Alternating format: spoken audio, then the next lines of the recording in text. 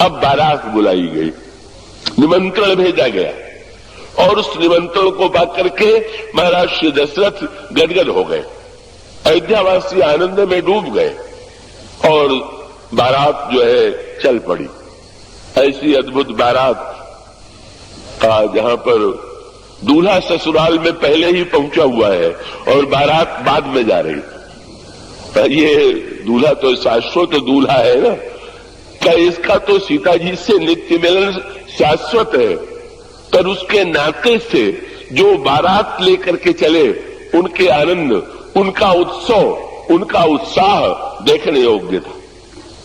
और इस विवाह में क्या है? ज्ञान का तत्व है, भक्ति का तत्व है, कर्म का तत्व है। ऐसा अद्भुत रहस्यपूर्ण ये विवाह है। इस विवाह का जो आनंद है वो तो बड़ा अद्भुत आनंद है। इस विवाह को देखने के लिए ब्रह्मा आए, शंकर जी आए, गणेश जी आए, स्वामी कार्तिक जी आए, इंद्र आए, देवता आए, मनुष्य आए और सब लोग इस विवाह में सम्मिलित हुए। ये विवाह क्या है? जो विवाह बाद में मंडप बना करके बारात को बुला करके किया गया, वो विवाह क्या है? बड़ी बढ़िया बात आती है। स्वर्ग में धूम मच गई, श्री राम का विवाह होने वाला है।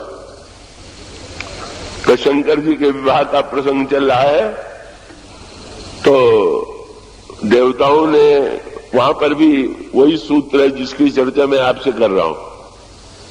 जब ब्रह्मा जी आए शंकर जी से ये कहने के लिए कि विवाह कर लीजिए, तो डर गए कि अगर मैं कहूंगा विवाह कर लीजिए तो कह देंगे कि अभी हमारा पार्वती से विवाह बाकी है क्या? हम तो अनादिकाल से दोनों एक ही हैं। इसलिए ब्रह्मा जी ने बहुत बढ़िया बात कही। क्या?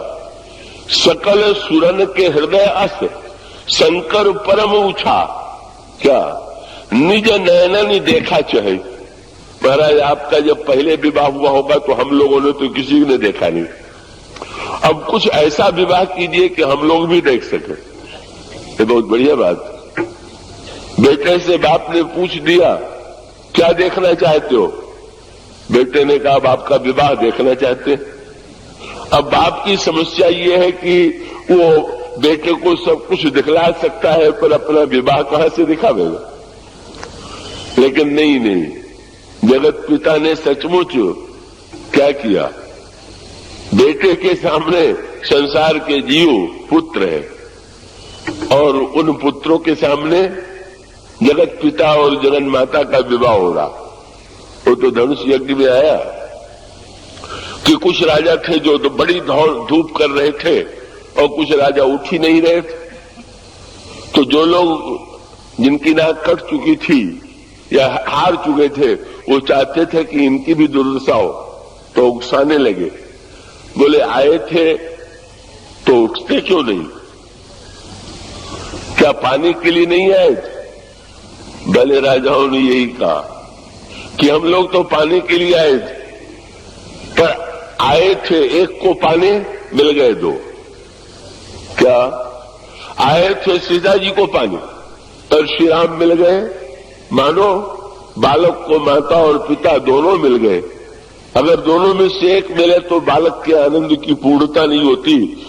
तो तुम लोग तो एक को भी नहीं पा सके और हम लोगों ने दो दो को पा लिया। अब इस प्रकार की चेष्टा करने की कोई आवश्यकता नहीं। ये विवाह क्या है? इस विवाह का सारा तत्व यही है। ब्रह्मा जी उस समय तो निज नयन नहीं देखा चाहिए और आज जब विवाह की बात हुई तो देखने के लिए आंखें उमड़ पड़ी। ये जनकपुर का आनंद जो है वो नेत्रों की भीड़ लग गई। क्या? कोई 8 नेत्र वाला, कोई 15 नेत्र वाला, कोई 12 नेत्र वाला, कोई 1000 नेत्र वाला। ये सब बड़ी सांकेतिक भाषा है रामायण की। भगवान राम दूल्हे के वेश में बैठ करके जा रहे हैं और देखने वाले दूल्हे को देखने के लिए कौन? ब्रह्मा जी ने देखा। देख के आनंद तो हुआ पर उनका स्वभाव वहां भी नहीं छूटा। क्या देखी राम छब विधि हरसाने, पर आठई नैन जानी पछताने। हरसाने भी और पछताने भी। हाय मेरे पास तो आठे ही नेत्र है। और स्वामी कार्तिक जी जो थे वो है तो पौत्र ब्रह्मा के, पर उनके नेत्र 6 मुख होने के कारण 12 हैं। उन्होंने हंस करके देखा पितामह की ओर, बोले आप वैसे तो मेरे का पूज्य हैं, पर आज तो मैं आपसे डोढ़ा हूं। सुर सेन पौर अधिक उछाहू, विधिते डोढ़े लोचने लाऊ। शंकर जी ने जो देखा तो शंकर राम रूप अनुरागे, और नयन पंच रस अति प्रिय लागे। लोगों को ये विश्वास था कि शंकर जी 10 नेत्रों से दर्शन करेंगे, क्योंकि उनका तीसरा नेत्र तो प्रलय का नेत्र है, उस नेत्र को नहीं खोलेंगे।